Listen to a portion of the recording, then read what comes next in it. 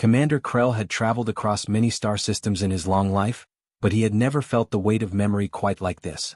He stood in the crowded marketplace of Station Sigma 7, surrounded by younger aliens who had gathered to hear his stories. The marketplace was filled with the sounds of different languages, the hums of alien technology, and the chatter of countless beings from across the galaxy. But when Krell began to speak, everyone seemed to listen. Krell was an old Vex there now, his crystalline exoskeleton showing cracks and fissures from decades of battles and hardship. His 4 eyes, which could see in multiple spectrums, had witnessed things that most aliens could never imagine. The younger aliens around him had never experienced real war, never felt the fear that comes when you realize that everything you believe to be true about yourself might be wrong. They had grown up in times of relative peace, believing that strength came from numbers and advanced weapons. They did not know what it meant to face someone like Rachel. Long ago, Krell began slowly, his voice carrying the weight of experience, I met a human female named Rachel. She was a sniper. Do any of you know what that means? The younger aliens looked at each other with confusion. One of them, a young Zephyrian with silvery skin, raised his hand hesitantly. A sniper is a soldier who shoots from far away, yes? Krell nodded slowly. That is correct. But Rachel was not just any sniper. She was something different. Something that changed everything I believed about warfare, about strength, and about what it truly means to be dangerous. Krell paused and looked out across the marketplace. He could see the curiosity in the eyes of the younger generation. They wanted to know more, but they did not yet understand the fear that accompanied the knowledge he was about to share with them. He had waited 40 years to tell this story. He had waited because he wanted to be sure that he could explain it correctly, that the younger aliens would understand the importance of what he was about to reveal. I was a commander then, Krell continued. A young and confident commander who believed that numbers meant everything in war. I had 5,000 soldiers under my command.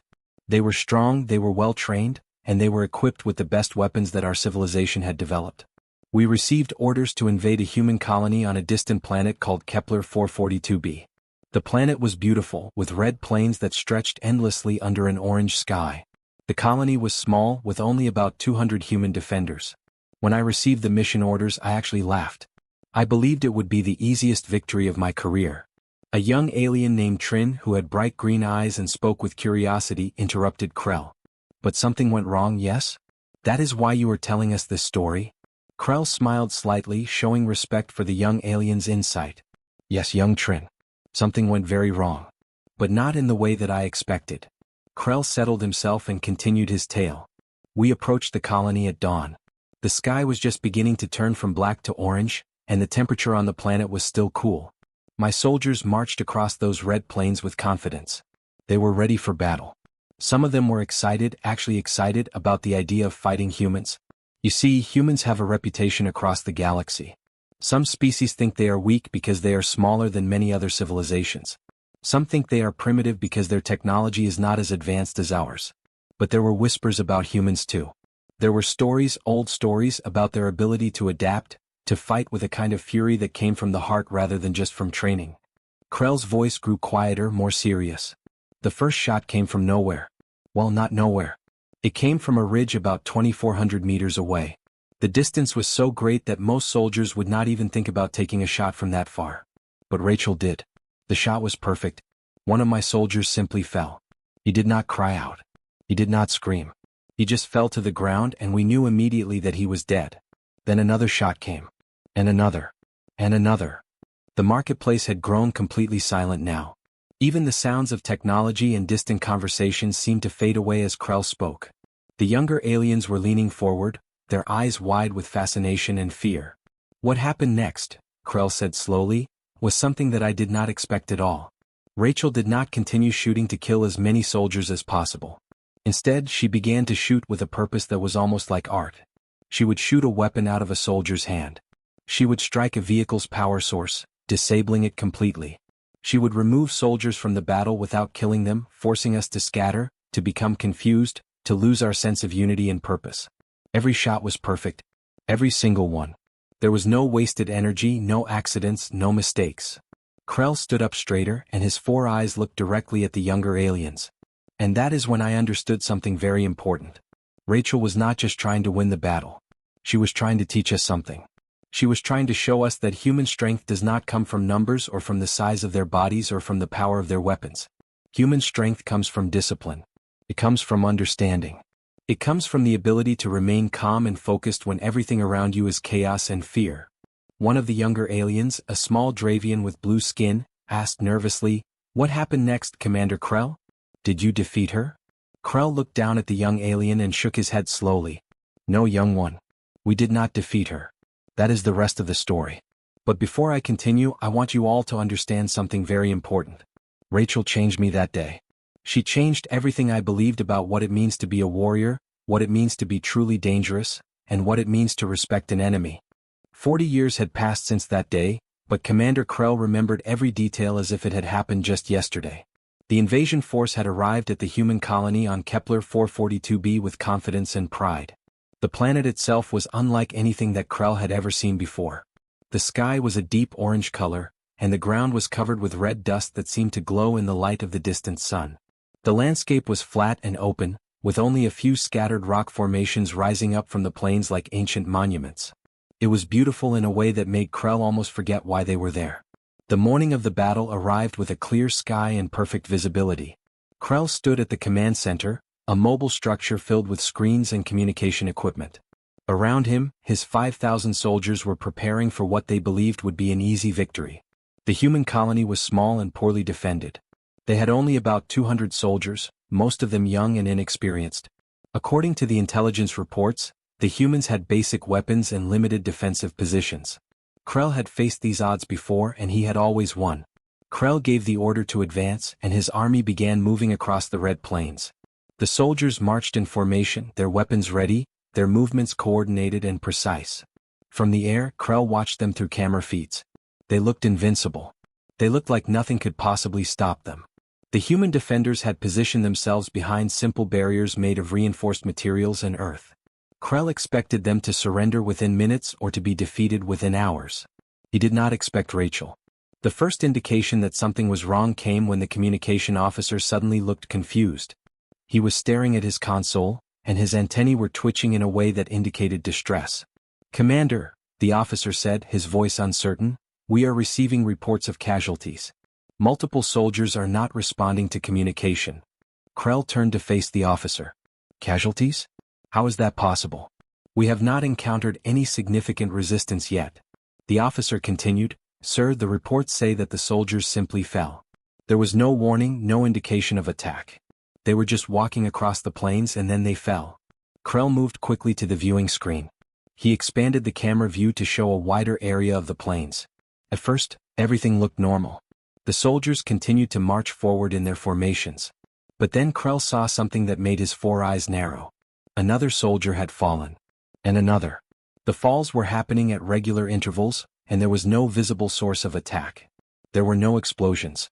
There was no return fire from the human defenders. The soldiers were simply being removed from the battle one at a time. "Where is the fire coming from?" Krell demanded. His communication officer worked frantically at his console. "Sir, we are trying to determine the source. The shots appear to be coming from the eastern ridge, approximately 2,400 meters from the main formation. The distance is extreme. Very few weapons can achieve that range with accuracy." Krell moved to another screen and used the camera to zoom in on the ridge. The ridge was rocky and covered with sparse vegetation. At first he could see nothing. But then just for a moment he saw it. A glint of light reflecting off something metallic. A scope. A rifle scope. Krell's heart seemed to stop for a moment. He had heard stories about human snipers, but he had always believed them to be exaggerated tales told by superstitious soldiers. Humans were smaller, weaker, less advanced than the Vexthar. How could one human possibly threaten an entire army? But the evidence was right in front of him. One by one his soldiers were falling. 8 soldiers were down now. Then 10. The formations were beginning to break apart as soldiers realized that something was attacking them from an invisible position. Krell made a decision. "Send defensive fire toward that ridge. Use air support. I want that position destroyed immediately." The command went out, and within seconds the sky above the plains filled with energy blasts and projectiles. The ridge erupted in fire and explosions. Surely, Krell thought, this sniper would be eliminated. Surely no one could survive that kind of assault. But the shots continued. A soldier 300 meters away from the ridge fell. Then another soldier, even farther from the position that Krell had ordered, destroyed. Krell realized with growing horror that Rachel had moved. She had anticipated the airstrike and relocated to a new position. She was not just random, she was strategic. She was thinking ahead. Krell watched as the next shots came in. But something strange happened. The shots were not aimed at vital areas. One soldier was shot in the leg, disabling him but not killing him. Another soldier's weapon was hit, and the gun was knocked from his hands. A vehicle's power source was struck with perfect precision, causing it to shut down completely. The shots were not trying to maximize casualties. They were trying to send a message. Krell understood then that this was not a traditional battle. Rachel was not trying to win through overwhelming force or by killing as many of his soldiers as possible. She was trying to demonstrate something. She was trying to show that she could control the battlefield, that she could choose who lived and who died, that she could eliminate targets with perfect accuracy from distances that should have been impossible. The younger soldiers began to panic. Communication channels filled with nervous voices reporting casualties and asking for orders. Some soldiers wanted to retreat. Others wanted to charge forward toward the ridge and engage the sniper directly. But Krell knew that would be a mistake. This was not a fight that could be won through traditional tactics. This was something different. This was a demonstration of skill and control that went beyond anything that Krell had experienced before.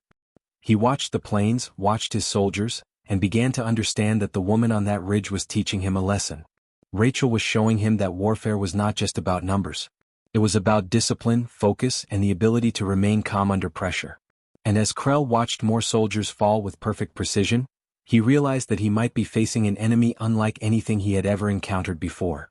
Commander Krell stood in his command center, watching the screens that showed the chaos unfolding across the Red Plains. The battle was not going according to plan. His 5,000 soldiers were becoming disorganized, confused, and afraid.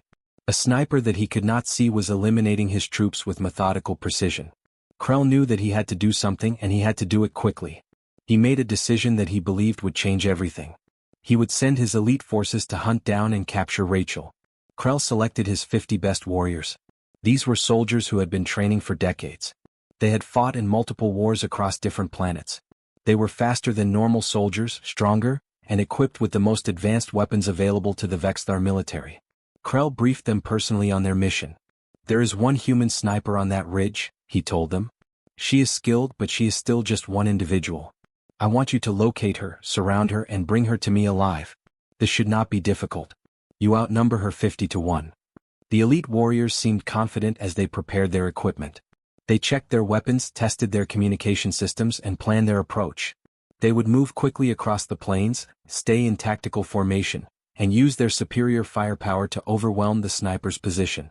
Some of them were even joking about the assignment, treating it as if it would be an easy task. Krell watched them depart, believing that this would be the end of the problem. But it was not. The elite warriors moved across the Red Plains in a coordinated formation. They were moving faster than the regular soldiers, using every bit of their advanced training and equipment. They could see the ridge in the distance and they were moving toward it with determination. The first sign that something was wrong came when one of the warriors simply stopped responding to communication. The team leader called out to him, but there was no answer. They discovered the warrior lying on the ground, his rifle disabled by a perfect shot from over 1,800 meters away. The warrior was not dead, but he was out of the fight. The team leader ordered the formation to spread out and move faster. They needed to reach the ridge before Rachel could fire again. But the next shot came almost immediately. Another warrior fell, this one struck in the shoulder by a bullet that had traveled through the thin air for nearly 2,000 meters. The shot was so precise that it went through the warrior's combat suit and hit the exact spot needed to disable his arm. The warrior cried out in pain, but he did not die. Rachel was not killing them. She was simply removing them from the battle. Krell watched from his command center as his elite forces began to understand the reality of their situation. They were not hunting a sniper. The sniper was hunting them. Rachel moved across the ridge with a speed and grace that seemed impossible for a human. She would fire from one position, and by the time the warriors reached that location she would already be gone, relocated to a new vantage point 2 or 3 kilometers away. Each shot was perfectly placed. Each shot accomplished exactly what Rachel intended it to accomplish. There was no waste, no accidents, no mistakes.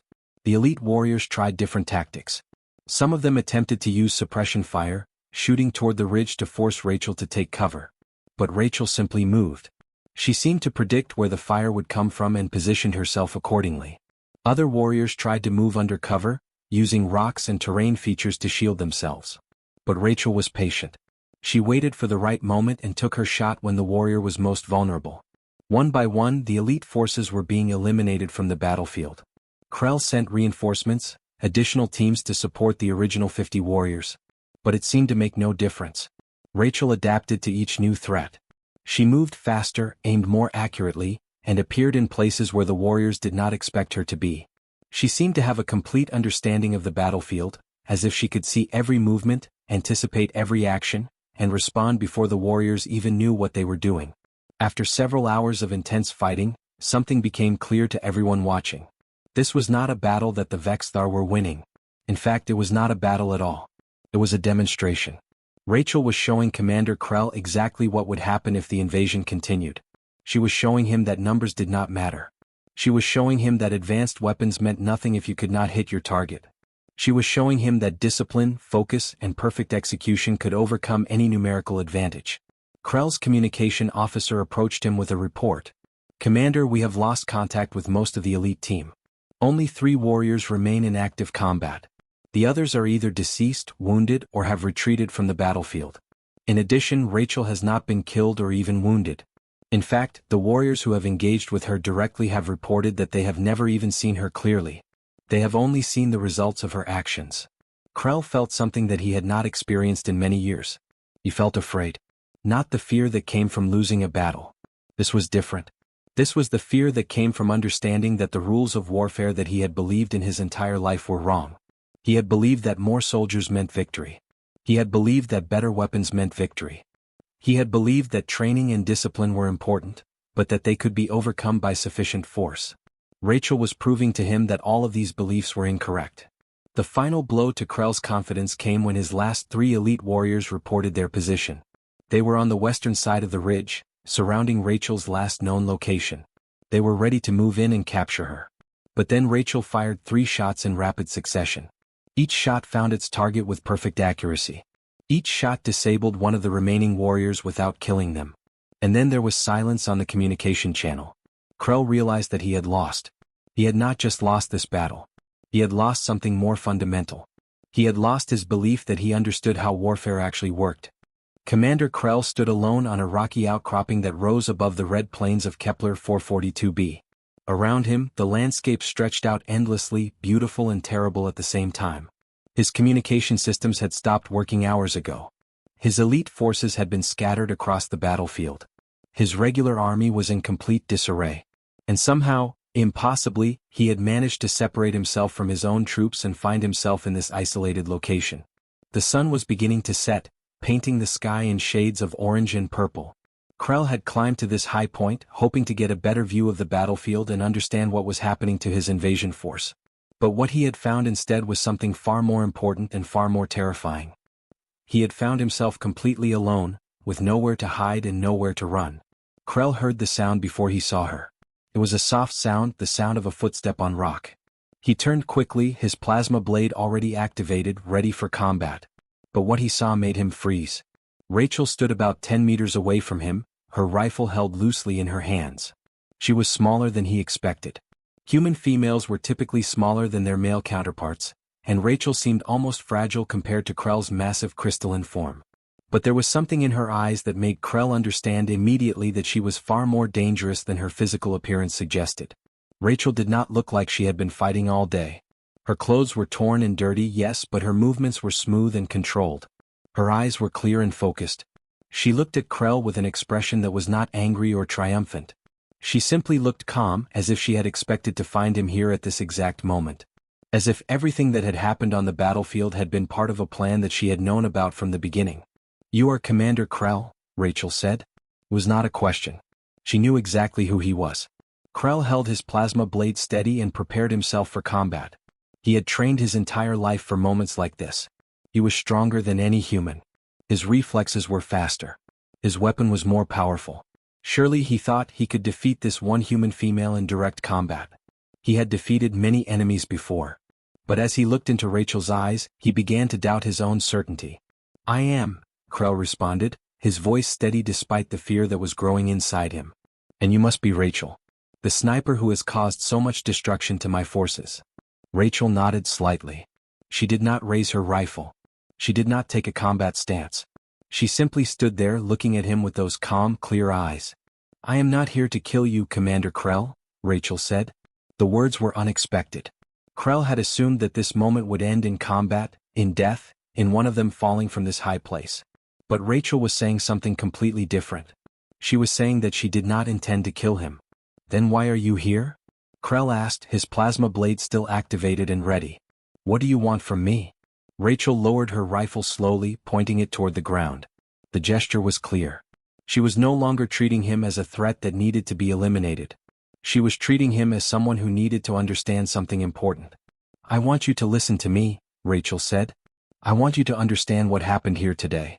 And I want you to carry that understanding back to your people. Krell's confusion grew. This was not how battles were supposed to end. Enemies did not simply talk to each other. They fought until one of them was victorious. But Rachel seemed to operate according to different rules. She seemed to understand something about warfare that went beyond simple combat. Your soldiers were brave, Rachel said, her voice calm and measured. They fought with discipline and coordination. But you came to this world believing that numbers were everything. You believed that 5,000 soldiers could easily defeat 200 defenders. You believed that superior weapons and advanced technology would guarantee victory. You were wrong. Krell felt the weight of those words. They were true. He had believed all of those things. And he had been proven wrong in the most definitive way possible. A single human sniper had stopped his entire invasion force. Humans are not your enemies because we are stronger than you, Rachel continued. Humans are your enemies because we are different. We fight for our homes, for our families, for our future on worlds that we have built and protected. When we fight, we do not fight for conquest or for glory. We fight because we refuse to lose when it matters. And when we fight, we do it with complete focus and complete discipline.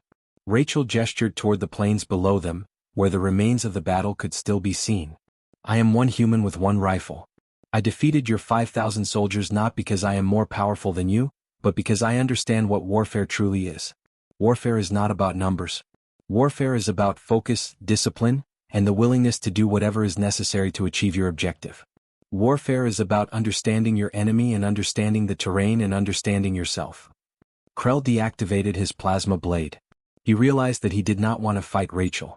More than that, he realized that he could not defeat her in combat. But that was not the real issue. The real issue was that Rachel had already defeated him. She had defeated him not through violence, but through demonstration. She had shown him that everything he believed about warfare was wrong. What do you want me to do? Krell asked quietly. Rachel looked directly into his 4 eyes. I want you to leave this world. I want your invasion force to retreat and return to your own territory. But more importantly, I want you to tell your people what you have learned here. Tell them about me. Tell them about what one human sniper can accomplish. Tell them that if they ever want to invade human worlds, they should understand what they are truly facing.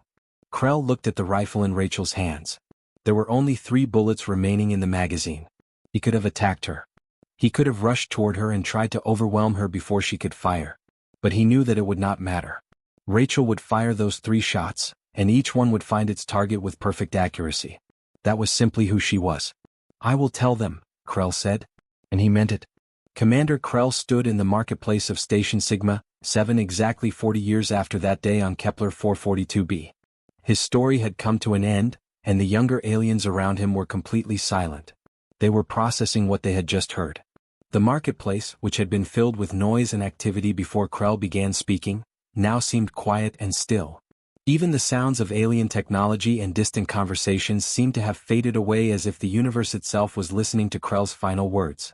A young Zephyrian with silvery skin was the first to speak. His voice was uncertain and filled with confusion. Commander Krell, I do not understand. You had 3 elite warriors with you. You had your plasma blade. You could have fought her. You could have defeated her. Why did you simply give up? Why did you not at least try to save your invasion? Krell looked at the young alien and shook his head slowly. Because, young one, I had already lost the moment I faced Rachel. The battle was over before it began. I just did not understand it at that time. Another alien, an older Dravian with blue skin and wise eyes, stepped forward. But Commander, what happened to your invasion force? Did all 5,000 soldiers survive? Did they retreat as you promised Rachel? Krell nodded. Yes, they did. When I gave the order to retreat, when I told them that we had been defeated, there was confusion and disappointment. Some of them wanted to continue fighting. Some of them wanted revenge. But I explained to them what Rachel had taught me. I explained that we had encountered something that we did not understand, and that continuing to fight would only result in more deaths without any possibility of victory. The young aliens gathered closer, their curiosity growing despite their fear. Trin, the young alien who had spoken earlier, asked a question that seemed to be on everyone's mind. Did you ever see Rachel again, Commander? Did you ever return to Kepler 442b? Krell's 4 eyes seemed to look at something far away, something beyond the marketplace and beyond the station. No, he said quietly. I never saw Rachel again. But I think about her every single day for the past 40 years. I think about what she taught me and I wonder where she is now. Krell began to walk slowly around the marketplace, and the younger aliens followed him like students following a teacher. When I returned home and told my people what had happened, they did not believe me at first. They thought that I had lost my courage. They thought that I had become weak. They could not understand how one human sniper could possibly defeat 5,000 soldiers. But I showed them the reports, the data, the evidence. And slowly, they began to understand that what I was telling them was the truth. An alien named Corvin, who had never spoken before, raised his hand timidly. Commander Krell, what is the message that you want us to understand? Why do you tell us this story? Krell stopped walking and looked directly at all the younger aliens. I tell you this story because humans are different from us in ways that we do not fully comprehend. Humans are not the largest species in the galaxy. They are not the fastest. Their technology is not the most advanced. But humans possess something that we often overlook. They possess the ability to transform discipline into absolute lethality. Krell's voice grew stronger, more serious. When humans decide to fight, they do not fight for conquest or for power. They fight for their homes, their families, and their futures. And when they fight with that kind of motivation, when they combine that emotional drive with cold discipline and perfect execution, they become something that is almost impossible to defeat. That is what Rachel taught me. That is what I want all of you to understand. The marketplace had grown completely still now. Even merchants who had been selling their goods had stopped their transactions to listen to Krell's words. The story had spread throughout the station, and aliens from different parts of the marketplace were gradually moving closer to hear the conclusion of the tale. I have lived for 40 years with this knowledge, Krell continued. I have watched the galaxy, and I have seen humans slowly developing their presence across different worlds. I have seen them build colonies, establish civilizations, and create societies that are based on principles of cooperation and mutual respect. I have never seen humans aggressively invade other worlds or attempt to conquer other species. But I have also seen that whenever humans are threatened, whenever their homes or families are in danger, they respond with a focus and determination that is truly remarkable. Krell looked at the young Zephyrian who had asked the first question. You asked me why I did not fight Rachel. The answer is simple. Because I finally understood that fighting her would not have accomplished anything. She had already won. But more importantly, I understood that Rachel did not want to kill me. She wanted to teach me something. She wanted me to carry her message to my people. She wanted the galaxy to understand that humans are not to be taken lightly. An elderly alien from the back of the crowd called out a question. Commander Krell, do you think that humans will ever become the dominant force in the galaxy? Do you think they will conquer other species? Krell was quiet for a long moment before answering. I do not know what the future will hold. But I know this. If humans ever unite under a single banner, if they ever decide that their survival depends on expanding beyond their current territories, the galaxy should pray that they remain at peace. Because humans have proven to me that they are capable of transforming discipline into victory. And if that discipline is ever turned toward conquest, there is very little that could stop them. Krell looked up at the stars visible through the station's viewport. Rachel is probably old now if she is still alive. She is probably retired on some peaceful world, watching sunsets and living the quiet life that she fought so hard to protect. But every day I think about her. Every day I remember the lesson that she taught me. And every day, I hope that the galaxy never forgets what one human sniper accomplished on a red planet 40 years ago. A young alien asked one final question. Commander Krell, if you could speak to Rachel now, what would you tell her? Krell smiled slightly, a gesture that was rare for him. I would tell her thank you. I would thank her for showing me the truth about warfare, about discipline, and about what it truly means to be dangerous.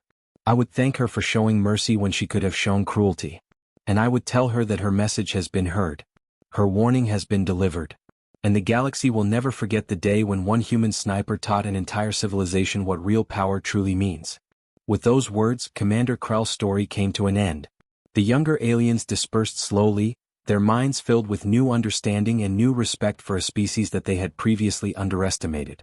And in the marketplace of Station Sigma 7, the legend of Rachel the human sniper lived on, passed from one generation to the next, a warning and a reminder that true power comes not from numbers or weapons, but from discipline, focus, and the unwavering determination to protect what matters most.